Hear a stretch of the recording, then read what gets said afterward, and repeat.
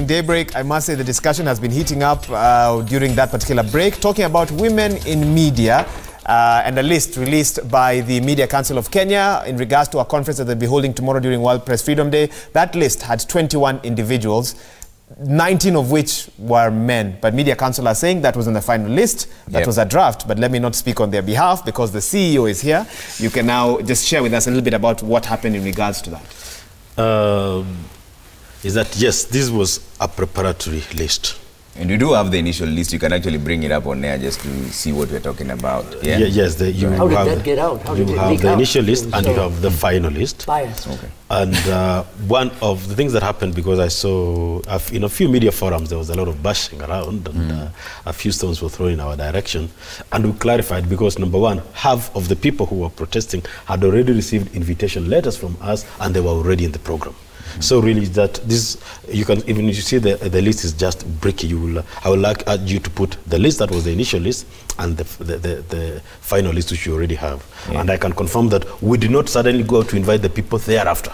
They had been invited, but now this list was as part of the because this is not even in the typeset and all that. We were as part of the preparing list and all. Then we said it's too late, guys. Can you put something, whatever you have? You need to start a conversation that there's something going on because queries had come. You guys have not done anything. There is nothing coming up. So we said, please, where can you list vile iko tunaendelea modify. So let's talk about the two lists because you've said if we highlight one, we must highlight the other. This is the first list, a list of 21 individuals that will be speaking. At the tomorrow at the conference, and 2 are women, 19 are men. But you say this was not the final list. There's another list. There's another list that we're not trying. Why would they have allowed such a list to leak out? But that's the other question. And was this did you just rectify the initial list after the backlash, or was this one the plan from the onset? I want to confirm that we did not simply go looking for women to fit them in, or the ladies. They had already been invited. This was as part of preparation. You said, now, guys, what list do we have? How far have we gone? We need to start a conversation about what we are doing. So this list came up. We had not left out the ladies. And what as they spoke, and I said some of them. Good. We now have the second list. I want to inform you, CEO, that's the second list. That's what you're saying now is that's a true reflection of what of the speakers at the conference. Yes. Why could this not have come out first? It would have saved you a whole lot of trouble. No, we were sending this to the typesetters and the graphics guys. So I really have to admit, and if you speak to these guys, we had invited them before. Secondly, so we have about 26 people and 9 are ladies, and they had been invited before. Secondly, there is a challenge we have about ladies. And 26 and 9 are ladies. Yes. That's still not half and half. Yes, well, it's not half and half, and that's where I'm going. We have a challenge. It means the gender. Yes, it means the gender margin of 1/3. We have a challenge of office holders. As you have general people coming in, like for example, we were inviting. I wrote a letter to the CEO of this agency. He nominated 2 men for me. I wrote a letter to the editors of The Nation. I wrote a letter to all the CEOs of the media houses to nominate people. Number 1. So then number 2, we have like the regulators. And the chair of Editors Guild, the chair MOA, the managing editor, and all that. So there's a challenge of, apart from the affirmative action, you first of all have, as the speakers, we have office holders, and they happen to be men. We cannot create our own ladies to put them there, but then you see the balance. So there's a challenge that is much bigger than our panel. That if you're talking about, for example, we have the Kenya Media Sector Working Group. You have the Chair Editors Guild, the SGKUJ, the CEO Media Council. All are men. Yeah, and then so we have the Chair Amwik comes in, and so the point is we have a challenge of the office holders. So with the gender issue, and the crisis, I can tell you, is in our media houses. And the Media Council has done a research about it. John Allen spoke about it, and so we are. So you are saying we want editors, and you get lists of this, then you write to the other associations. You say KCA, you say Editors Guild, please give us, and you get the men. So you cannot say, please do this and that. But wherever we have ladies out, especially we invite them. And we've always had panels. Right now we have a forum with our community radios at Intercon that has begun. We have ladies there. And always, I think we have always had, even wherever we had a total list invitations. There was 47, and we had 24 ladies. The total, these are the speakers. We have total lists and all. Is Miss Kanzi Dena there from State House? Because she certainly is a prominent lady in media. We actually sent an invite. We had Cancer Dena stroke Judy Munyinyi. I can confirm to you that one is coming. We invited Wongoi Mushiri, spokesperson's interior. We have, you know, the lady managing editor at The Nation. Good. I mean, so really, I can say a few times. And I think we've given you a good chance to explain yourself. Let's quickly bring in Joshua from Muranga with a question or comment. Joshua, good morning. Morning to you. Go ahead, the comment or question. Thank you very much. Now, there's something I want to point out about our journalism in Kenya. If you look at our news from across the media houses, you'll see that some of the stories that carry headlines are not largely stories of public interest. Then you ask yourself, aren't there other stories that probably will have carried more weight of the day than what is brought out as the headlines? And that speaks to one thing. Number one, there is a lot of compromise on the part of journalism in Kenya. I've interacted with several players in the media, and you will hear them say that in some cases, like, for example, I come from Kirinyaga, and I've heard it before that there are some reporters from certain media houses that you have to actually bribe so that your story can be aired. But more importantly, Trevor and Wahiga, we lack courage, and we also lack openness when we are reporting. A good example is, if you read our newspapers every day, you will see things like a prominent businessman, a prominent governor from Mount Kenya. Don't these prominent people have names? What that speaks to is, number one, there is lack of follow-up and proper research. Or better still, yes, Joshua. There is no courage. And finally, please, allow me to appreciate some of our courageous journalists. And one of them comes from our citizen. This is Hussein Mohammed. We want journalists who are able who have the courage and the audacity to ask the hard questions from our leaders. Thank you very much. Right. Joshua, just a quick question for you. You've said you are concerned that there could be weightier stories that are not making their way to the front pages of our papers. Quick example. Let me ask you this. Let me ask you the question, Joshua. Front page of the Daily Nation is about an investigation of a former governor. Front page of the Standard is about counties. What other weightier story do you wish you saw today? Is there any that comes to mind? I haven't read the Daily Nation today, but from the story about Kidero, the question is, Okay. Sorry? I think we seem to have lost him. Okay. From Moranga there. But he was bringing a very interesting aspect, John, and he was saying that sometimes we coin these statements like a prominent person from this and place.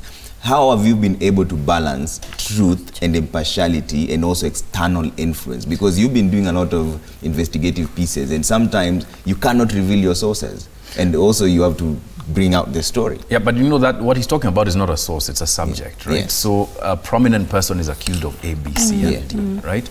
The reason why, to my mind, that media houses do that and journalism does that is that you have to have a level of sort of safety and being dispassionate about a story, right? Where you use terms like alleged, you know, is said to have done, because you don't want to accuse a person directly. That said, when you are going to say something about a person, right, you have to be able to go out and get the proof, or as far as you can go, name the person so that people know who it is that you are talking about. When you leave it like that, it becomes, there was a talk that that I attended, and they were talking about the way corruption works today. It is everywhere and it's nowhere, right? So when you talk about state capture, it's being captured by who? Grand corruption. What is this grand thing that we're talking about? You understand? Right? So until we're able to effectively name our problems and name the people behind them, then we're going to continue to be accused. Yes, it is a tool to be able to put some distance between yourself and the allegation. But if you're going to print the allegation, right, as far as possible, try and find the proof that supports the allegation or that does not, right? So you can say, Governor, this governor, this person of this name was accused of A, B, C, and D. But according to our investigations, according to the information that we have, this and this and this and this is the actual situation, what we've been able to find. So that puts everything out there. And so that's how we try and navigate. So let me bring you in. Every journalist out there in media school being drilled that their articles must be accurate, but neutral as well, and that they must give rights of reply. In your time in media, have you ever felt that being neutral stands in the way of telling what you perceive to be the truth? Not and at how all. do you navigate that? Christian Anampur said, I'm not neutral, I'm truthful. How, is it possible to be truthful and not accurate, and how do you balance? It's possible to be truthful. Like John said, get all the voices in a story. And I've seen where I work, and when I worked at The Nation with Mutegi and Farida and Betty, they will never let you get a story out if you don't have all the voices in that story trying to have a right of reply, one, or trying to really say, yes, indeed, this is what has been said, and this is what I did, and this. And sometimes this goes beyond investigative stories. It goes into stories like this little story we have here on drug resistance. It's nice to do a report. This big report has said this and this, but how about going on the ground and seeing, indeed, are Kenyans abusing antibiotics? Why are they abusing? Bring the story home so that you have local voices. And this is what the scholar has been talking about, follow-ups. So we have Kidero. What happens once he pays the 8 million shillings bail? Is the story going to die there until we see him in court again? Is this a report on drug resistance? Are we only going to see it today? There's also a story on Labor Day and how all of us sitting here know the cost of living in the country has gone up. So we've done this on Labor Day and how we are feeling the pinch and how workers were expecting pay rises yesterday. But are we going to leave it there? Are we going today to go out and see, indeed, yesterday people went to Uhuru Park ready to get a pay rise, but that did not happen. But among those people who are in that crowd, where are they going to get their meal today? How do they move from the disappointment of yesterday to today? And that is what he's talking about, public interest stories. Public interest stories is about humanizing the stories. Don't give us this big headline of counties and food security. Bring it home to the people. Let the people start identifying with those stories. And there's a story also here. There's a story on Semenya. This is huge. This is huge. And it's not only huge because it is Semenya. It is huge because 2 weeks ago here in Kenya, we had the recommendations from the task force on intersex. What did they talk about? They talked about Kenya now considering making intersex a third sex. So that is how we now humanize. So you're tweeting about that, yes. That is how we humanize Semenya's story. That is how we make it a public interest story. That is how we bring it home. So Sarah, that now Semenya doesn't look like this big figure who is around. Far away. Bring it home. Tom wants to jump in, but I understand where you're coming from. But the main concern here is who decides what public interest is. Because some media houses say that it's the people who want to listen to the politics that is being put on the front page. If you bring up an issue of drug resistance could kill 10 million and put that as the front page, it doesn't sell that much. And it's not that it doesn't sell because it's a bad story. It doesn't sell because people are not interested in it. So who decides what public interest is? Let me jump in there. We decide, and we don't live in a vacuum. If you put this story of drug resistance, it may not be all the 40 million Kenyans on that day who will be, will buy the paper and read it. Yeah.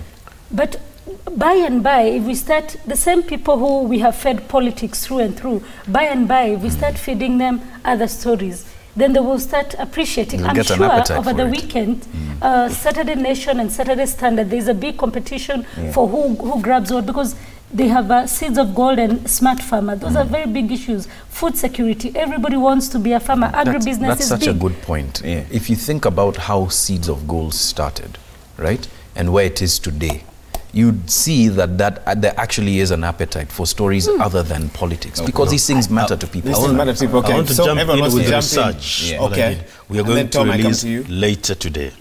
You will be surprised that 84% of Kenyans, I'm just jumping in, think our news stories make sense. Some 84%. Think our? A news story, no, not 84, actually 16%. 84 think most news stories don't make sense. Most news stories don't make sense. Yes, this research, 84% think most stories don't make sense. So this perception that we are serving the larger interest of the people is wrong. Define don't make sense.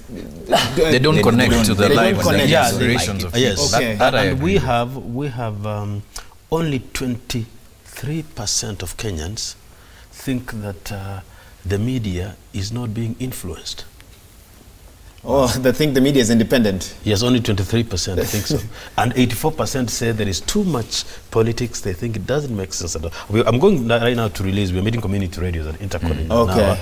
and it's about up to, I think, 28% people saying community radios, they are number 2 after social media in perpetuating fake news and irrelevant news. But overall, 84%. I'd like to know the media consumption of the respondents. But I had a question quickly for you people. And I have a question for you as well. Okay, and that is, you know, in deciding what stories get coverage, whether print or electronic, we've been talking about the utility for the public.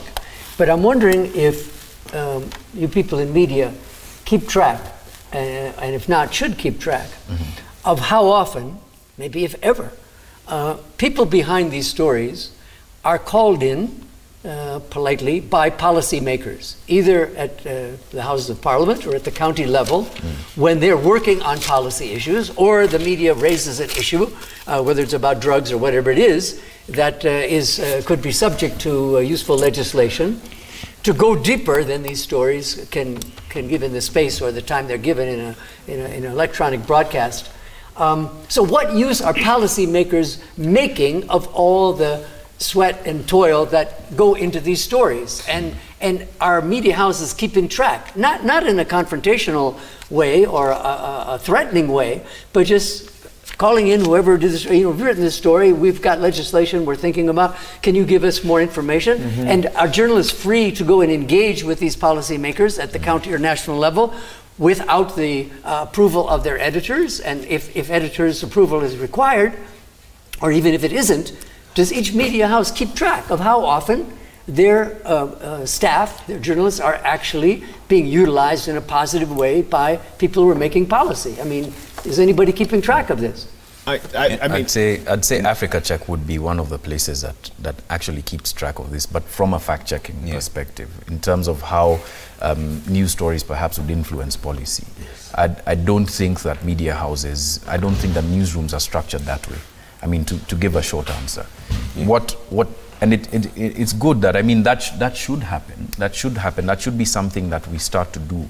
Whether formally by committees or even informally over lunch to get more background. I think it happens informally. Because I think that would be a very interesting, for somebody who's doing a doctorate in media studies, that could be a very interesting topic. But no, for informally research. that happens. And for instance, I've been approached to comment about specific things that would inform policy, but that happens informally.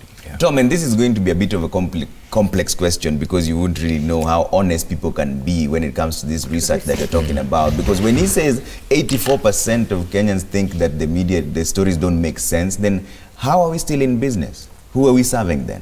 That's way more than half. In your own research, what is your experience with the kind of things that people say? Because I've met quite a number of young people who tell me that I don't watch local media, I watch international media, because that's a cool thing to say. Yes. Well, we would have to. That's how you sound smart. When you're doing research, it's not that you believe in that. When we're doing research and we don't have time to have a seminar or a workshop here, the first thing, obviously, as David knows, you have to define your terms. So what does not make sense actually mean? I mean, we would have to have a focus group, and we present some media, their headlines or stories, and then ask people, okay, first, which category would you put this in? It makes sense or not? And then for yes or no, to find out exactly why, what criteria they're applying.